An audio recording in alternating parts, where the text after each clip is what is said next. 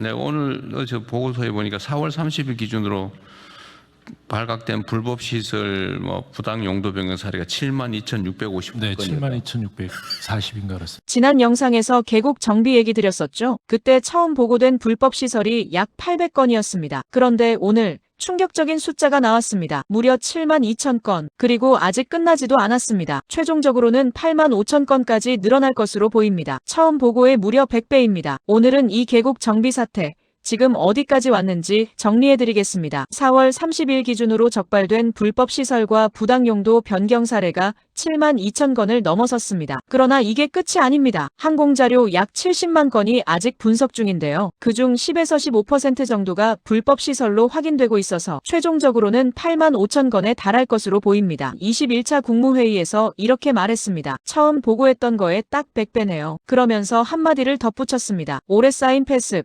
이런 걸 적폐라 그러죠. 과거에 했던 일이니까 지금 갑자기 왜 이러냐 이렇게 항의도 할 텐데 오래 계속됐다는 이유로 잘못이 아닌 게 되는 건 아니죠. 네, 그렇습니다. 이런 걸 적폐라고 그러죠.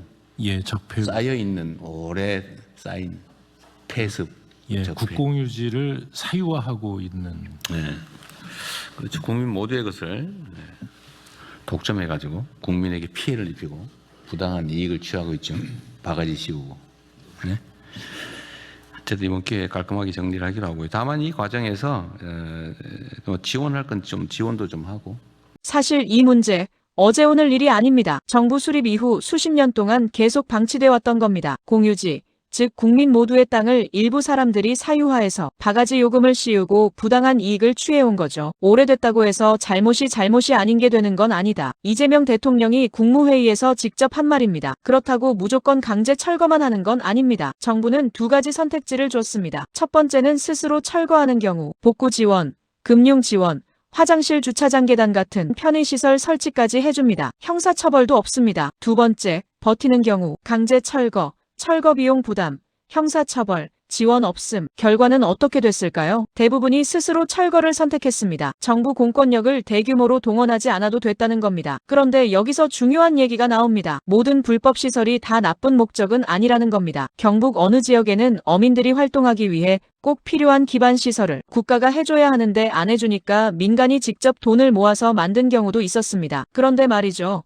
이걸 불법이라고 무조건 철거하겠다고 하니 주민들이 반발한 거죠. 이재명 대통령은 이에 대해 직접 지적했습니다. 정부가 권한을 행사하면 권한에 상응하는 책임을 져야 한다. 공공이 해야 할 일을 민간이 대신했는데 부숴버리겠다는 건 무책임의 극치다. 그럼 권한을 가지고 있으면 책임을 져야지. 그 원래 공공이 돈 들여서 해야 될 일을 민간에게 대신 시켜놓고 이제는 대통령이 시켜서 불법이니까 무조건 철거해라.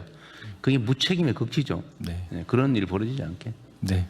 알겠습니다. 완전 사익을 위해서 악용하는 거라면 그게 철거하는 게 맞지만 이렇게 모두를 위한 공공시설 국가가 해야 될 일을 민간인들이 대신한 거를 부셔버리겠다. 이게 뭔 짓입니까? 행패지 이게.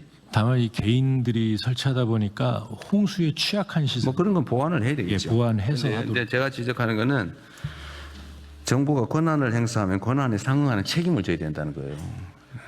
근데 이거를 불법이니까 무조건 철거.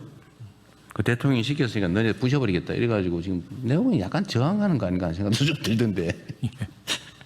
하여튼 그런 합리적인 기준을 잘 만들어서 처리하도록 하시고요. 정부는 이런 애매한 케이스를 처리하기 위해 별도 위원회를 만들 계획입니다. 일선에 맡겨두면 담당자가 판단을 못하니까 정부 차원에서 기준을 만들겠다는 겁니다. 공공 목적의 시설은 소유권을 포기받고 정부가 취득해서 보완하는 방식도 검토 중입니다. 그리고 무엇보다 여름 휴가철이 오기 전에 마무리한다는 목표입니다. 국민들이 올여름 계곡에서 바가지 걱정 없이 쉴 수 있도록 말이죠. 처음 800건에서 시작한 계곡 불법 시설 정비, 이제 85,000건으로 불어났습니다. 이게 얼마나 오래, 얼마나 깊이 방치됐는지를 보여주는 숫자입니다. 여러분은 계곡 바가지 요금 직접 경험해 보신 적 있으신가요? 댓글로 경험담 남겨주세요. 공감되셨다면 구독과 좋아요도 부탁드립니다. 다음 영상에서 뵙겠습니다.